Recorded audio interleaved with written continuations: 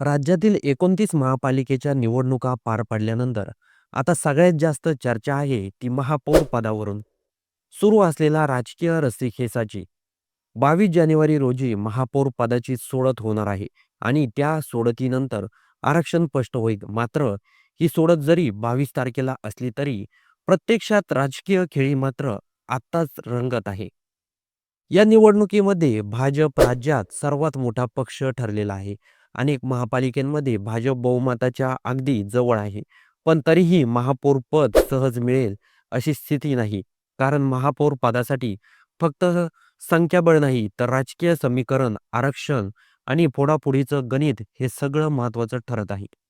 मुंबई महापालिका हे याच सर्वात मोठं उदाहरण आहे. देशातीलच नव्हे तर आशियातील सर्वात श्रीमंत महापालिका असलेल्या मुंबईत भाजपकडे 89 जागा आहेत. तर एकनाथ शिंदे यांच्या शिवसेनेकडे 29 नगरसेवक आहेत. बहुमतासाठी 114 हा मॅजिक फिगर आहे. त्यामुळे भाजपला शिवसेनेची नितांत गरज आहे.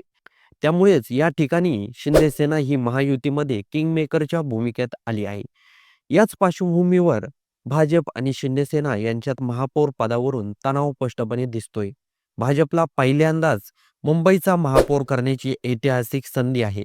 तर दुसरीकडे बाळासाहेब ठाकरे यांचा जन्मशताब्दी वर्ष असल्यामुळे शिंदेसेनेकडून आग्रही मागणी केली जाते की महापौर पद आमच्याकडेच असावं.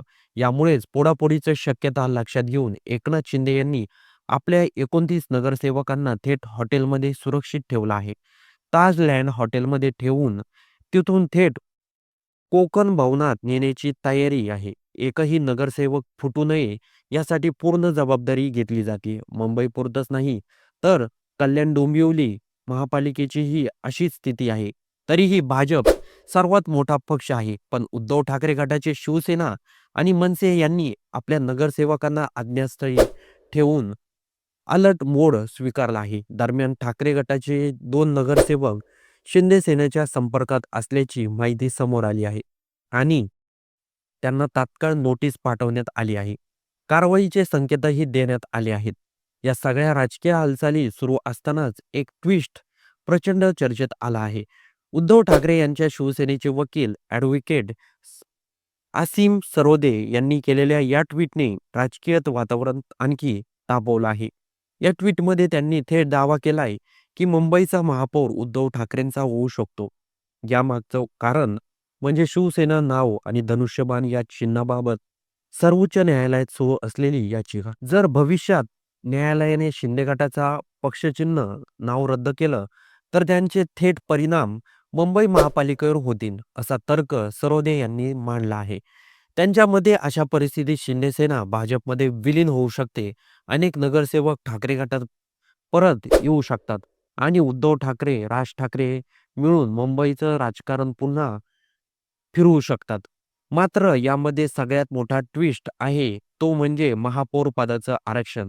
जर जुन्या चक्राकर पद्धतीनं आरक्षण काढलं आणि मुंबईचा महापौर पद अनुसूचित जमातीसाठी एस-टी राखीव झालं तर सध्याच्या परिस्थितीत भाजप, शिंदे गटा, महायुतीकडे एकही एस-टी नगरसेवक नाही.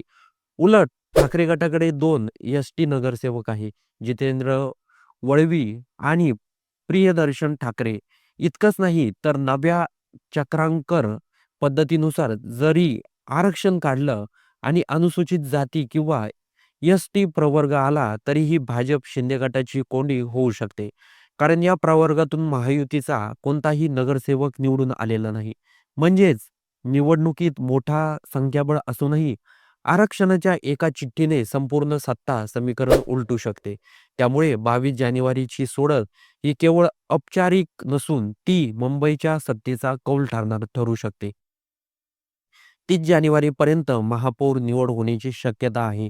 तोपर्यंत फोडाफोडी, लॉबिंग, हॉटेल पॉलिटिक्स आणि न्यायालयीन निकाल याचं राजकारण अधिकच तापणार आहे. मुंबईचा गड नेमका कोण सरकवणार? भाजप की शिंदेसेना की ठाकरे गट?